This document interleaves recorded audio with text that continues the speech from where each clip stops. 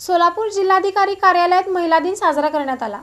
सोलापूर इथं जागतिक महिला दिन कार्यक्रम मोठ्या उत्साहात साजरा करण्यात आला।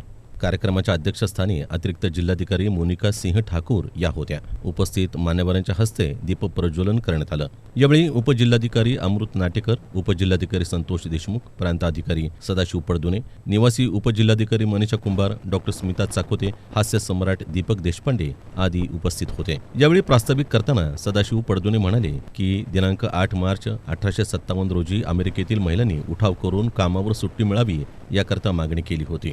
तसंच 8 मार्च 1917 रोजी रशिया इथल्या महिलांनी विविध हक्कांकरता आंदोलन केलं होतं। मोठ्या प्रमाणात महिला एकत्र आल्या म्हणून 8 मार्च हा दिन महिला दिन साजरा केला जातो, अशी माहिती नाटेकर यांनी दिली। अमृत नाटेकर यांनी जिल्हाधिकारी कुमार आशीर्वाद यांचं पत्र वाचून दाखवलं।